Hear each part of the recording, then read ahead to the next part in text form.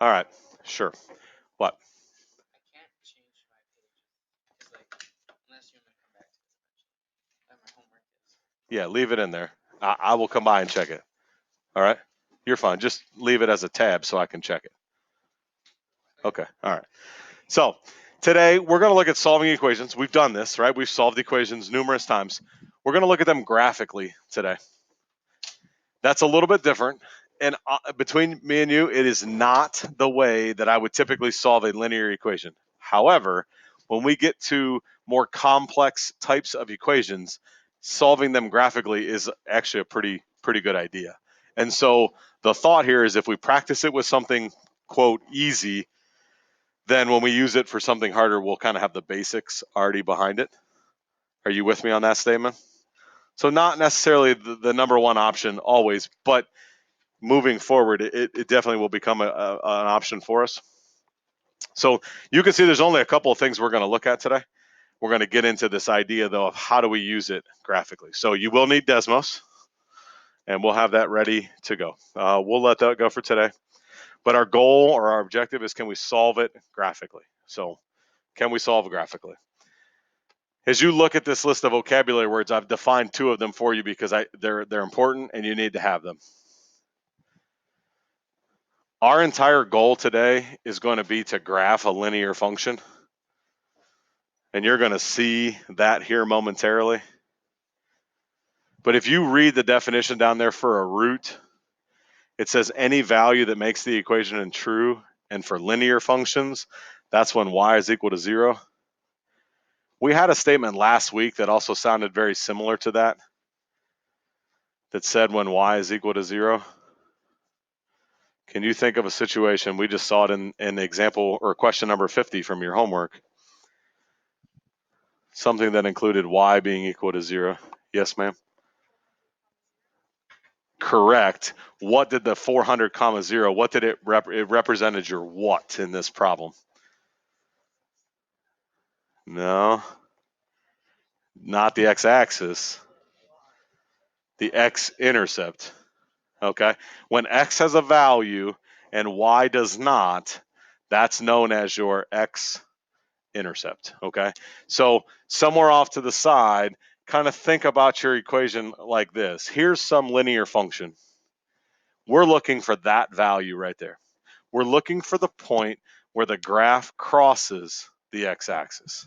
So maybe I'll put it on here so it's a part of this, right? So if there's my x and y axis, here's some line, that spot right there, that is guaranteed to be an ordered pair, all right?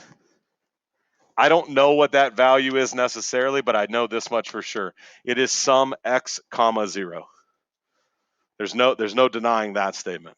Okay, where the line crosses the x-axis is guaranteed to have a y value of 0 and x to have some value. That value, that solution that makes y equal to 0 can be known as a root, or it can be known as an x-intercept. Okay, so at this moment right now, we can really say that an x-intercept can also be known as a root.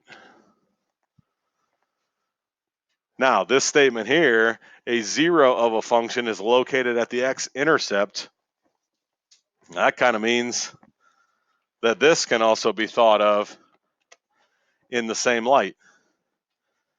So when you see a problem that says find the 0 of the function, well, that 0 of a function is going to be in the same location as the x-intercept, or the same location as the root, or essentially the value of x. All right, so we can also think about this as the value of x when y is equal to 0. What's the value of x when y is equal to 0? And these are all things that we would consider to be graphically represented. All right, we see an x-intercept graphically, we'll see a root graphically, we'll see a 0 graphically, but truly, this last one, it may also be known as a solution That's more algebraic. And so that's where we'll start. Super simple. I'm going to give you a simple equation, just simply ask you to find the algebraic answer, meaning what is x equal to? I'm going to show you that graphically we can see the same thing. We'll take that idea moving forward. All right. So when we talk about linear functions, all right, this is kind of like the beginning of all linear functions. Just for reference, you don't need to write any of that down. This linear function has all ordered pairs that are exactly the same. 1, 1, 2, 2, 3, 3. Same with the negatives, okay? This is what we call the parent function. It's kind of like the original straight line, or as Kyler would say, the OG straight line, all right? And then from there, everything changes. So whether it's steeper or whether it's more horizontal or whether it's vertical or whether it's completely flat or whether it's facing down or facing up, whatever, it all kind of starts here, okay? And we're going to kind of manipulate off of that. All right, so here's our first example, but as far as your notes are concerned, I think I would do it like this. Think about splitting your paper in half, and over here, we're going to look at it algebraically, which just simply means we're going to solve it. So take, I don't know, 90 seconds maybe at the most, and solve this equation.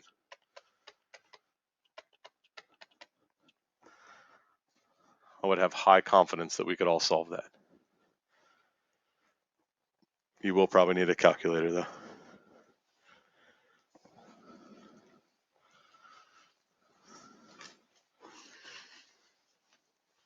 What is that? I assume that's where you were, right? Okay.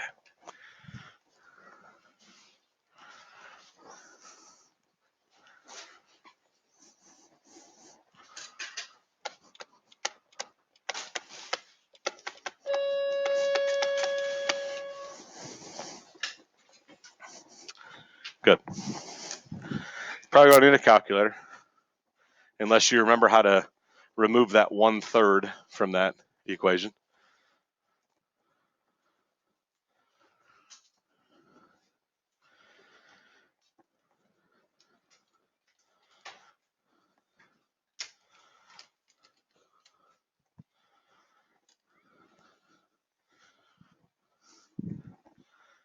How many moves will it take you to solve that equation algebraically?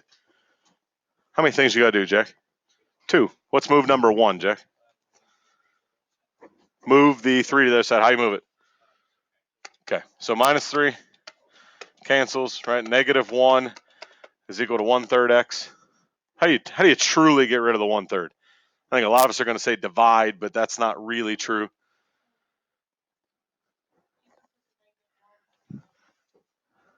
Yeah, but how do you get rid of that 1/3 there? Yeah, multiply by what? Not by 1/3. That isn't going to make it go away. Kaylin? Multiply by 3, the reciprocal. Got to have to take that flex away, all right? So multiply by the reciprocal. Now, listen, how many of you divided both sides by 1/3? Right? I mean, our calculator will perform that action even though it's not truly an accurate statement there. And so we get an answer, though, of x is equal to -3, right? Remember, when we started this, I told you solving algebraically for a linear equation, probably much quicker than solving graphically, but we're going to use this idea today to link these two together moving forward. All right, so we already know that the answer or the solution to this problem is -3. Okay, now on the other half of your paper, so on this side over here, on the graphical side, okay, we're going to look at the exact same problem. So if you have not, would you take the 2 is equal to 1/3 x plus 3 and list that over there? Okay, here's the rule for solving something graphically. You must make one side of your equation turn into 0. Okay, so that means you can either take this 2 and you can move it over to the right-hand side. That would make one side of your equation equal to 0. Or you can take the 2 items on the right-hand side and move them over to the left. Makes no difference. Which one should we do? Jack, what do you think? I probably would move the 2 as well because it only involves moving one thing instead of moving 2. Okay? Like that's literally the reason. Okay, there's nothing deeper than that. It's quicker and easier to move the 1 than it is to move the 2. So if you did that, you would end up with a statement that looks like this: 0 is equal to 1/3 x plus 1.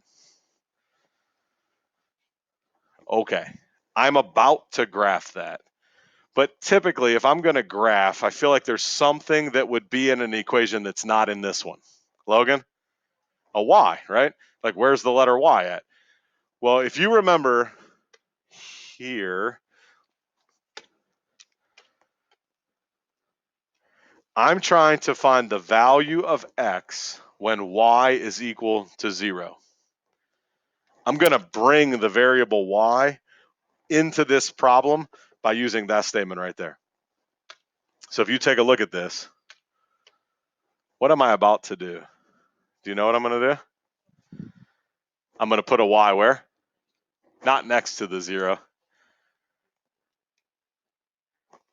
I'm going to find the value of x when y is equal to 0. I'm actually just going to, no, what happens when you multiply by 0? It's going to go away. It's going to turn into 0. I'm just actually going to replace this y with a 0. If they're in the same spot, then they would be equivalent or equal to each other. So I'm going to be left with this statement: y equals 1/3 x plus 1. I'm going to graph that. Yes. No, not 1. Look at this equation. Everything in here is equal. So these two things have to also be equal to each other. So what I'm doing at this point is I'm going to try to find the value of x when y is equal to 0. So click over to Desmos. I want you to graph this equation right here. Y equals 1/3 x plus 1.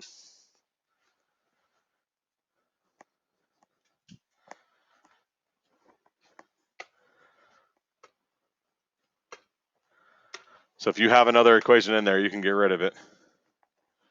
And I'm going to replace it with y equals 1/3 x plus 1.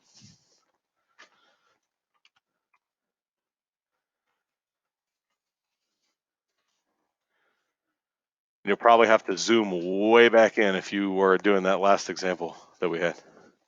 You should get a picture that looks like that. I was trying to find the value of x when y was equal to 0. Where will that be located? The value of x when y is equal to 0. Where's it going to be located?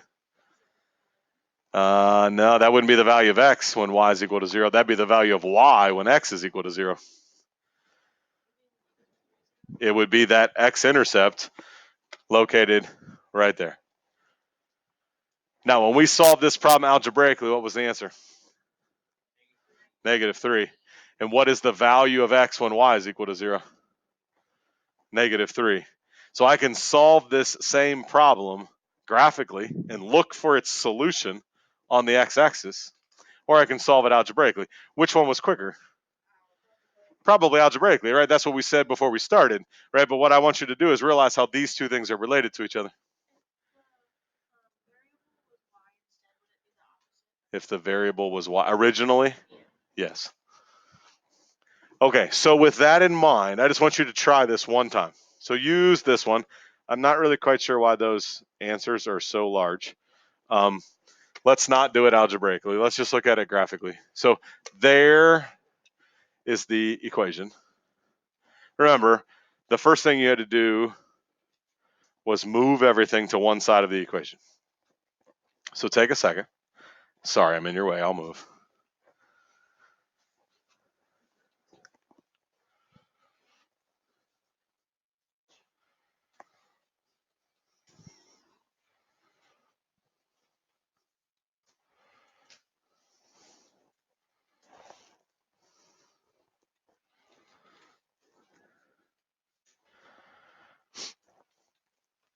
Actually, once you get the idea of what's going on here, solving it graphically is actually pretty quick too.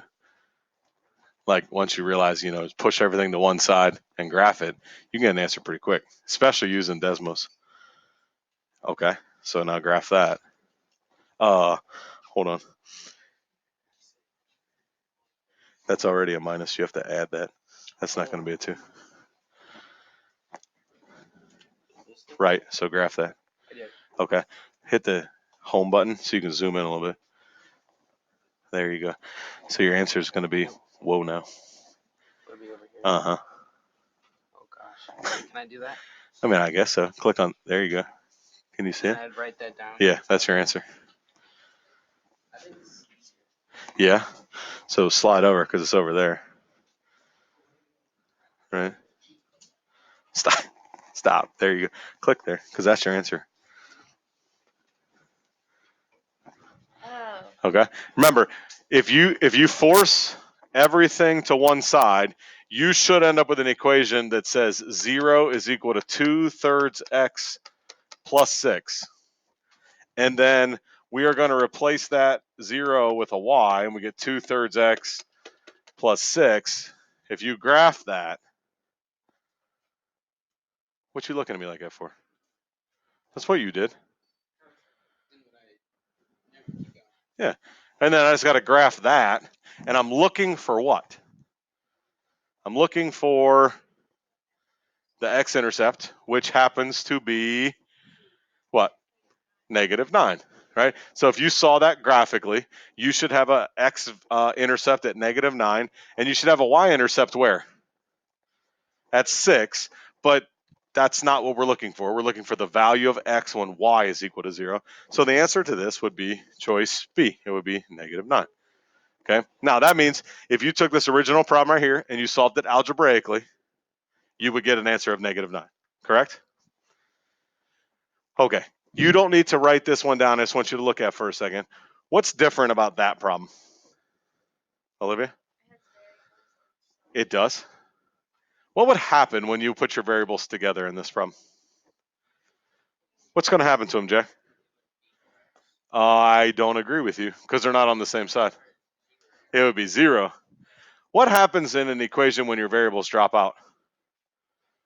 Right? Because like if you try to bring these together, cancel, cancel. What happens in that situation? Yeah. Okay. Your variables dropped out. You're left with two numbers. The two numbers are not equal to each other. That is an indication of a no solution. All right.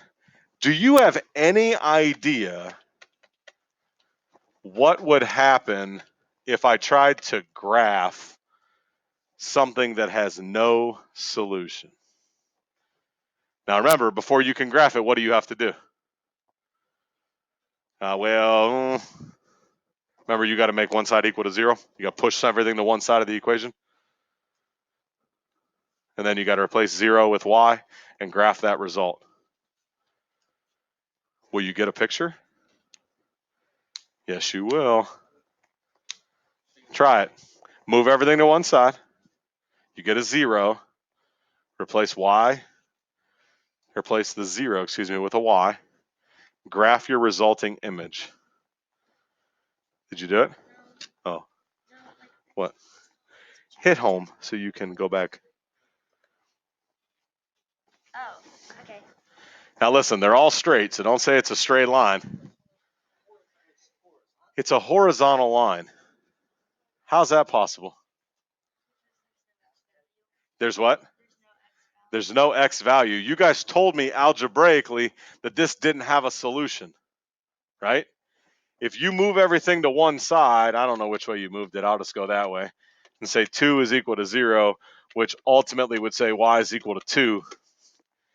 If you graph that, if we come over here and we try to graph that, I can't get to my graph there. If I graph it, I get a picture. My picture looks like that. Remember, I'm looking for the value of x when y is equal to 0. I'm looking for where it crosses the x-axis, and it doesn't cross the x-axis, which is why it doesn't have a solution. Okay? Your equation here originally had no x in it. If it doesn't have an x, it can't cross the x-axis. If your equation doesn't have a y, it can't cross the y-axis. If your equation has both x and y, you have some diagonal line that crosses both the x-axis and the y-axis. Do you follow that thought process there? If you only have one variable, that's the only axis you can cross. Okay, so in a situation like this, where you guys told me, listen, my variables are going to drop out, then it leaves me with something that looks like that. All right. Now, here is kind of this is really what I wanted to get to today. I know, that's our problem. We look at that and go, oh my goodness, words.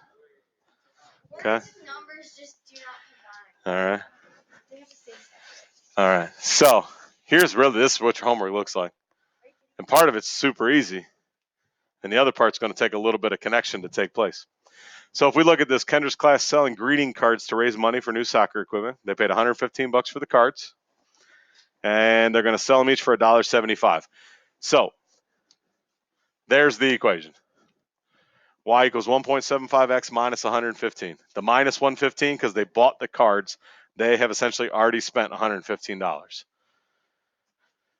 Okay, Y represents their profit in this fundraising process, and X is the number of greeting cards that they will sell. So my first question to you is, what's the zero of this function? That truly should be the easy part. You should be able to go to Desmos. You already have an equation that says Y equals. You don't even have to push everything to one side. It's already been done. You should be able to find a zero to this function relatively quickly. The part that really is of interest to me is the second part, which is, well, what does it mean?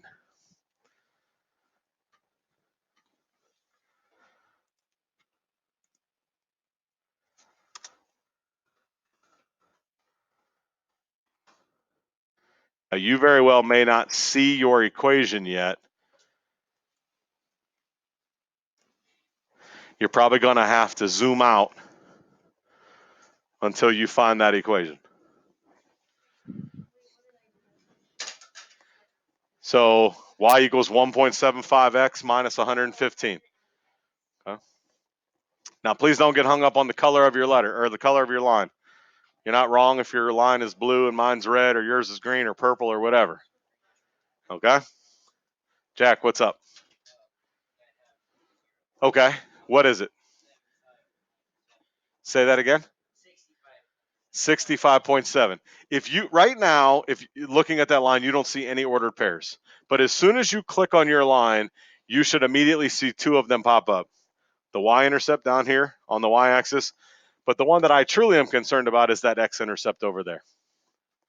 65.7, roughly.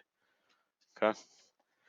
If I come back over here, the 0, 65.7, comma 0. The question really, though, is what does it stand for? Yeah, I know it's the value of x when y is equal to 0, but what is it in this problem? Remember, this is a fundraiser for new soccer equipment. They paid $115 for the cards. They're going to sell them for $1.75 a piece, and great. I got this ordered pair, 65.7, comma 0. Jack, you had your hand up first. What do you think that means? Dang, nice work, man. The number of cards they have to sell until they break even. Right? X stood for the number of greeting cards. Y was their profit. If their profit is 0, they have not made any money yet. Right? If I come back over here and I look at this picture, everything between this y-intercept value down here, what do you think the 0 stands for in this problem, or in that intercept over here? This 0 right here. What is the 0 standing for? Yeah, they sold none, right? What's the minus 115 representing? Yeah, they're down 115 bucks. They've bought the cards, they haven't sold them yet, right? We've all done fundraisers at some point. You've got to have the merchandise first. Then the goal is to sell past what you spent so that you can actually make money. So as we travel along this path, all the way until that point right there, what's happening?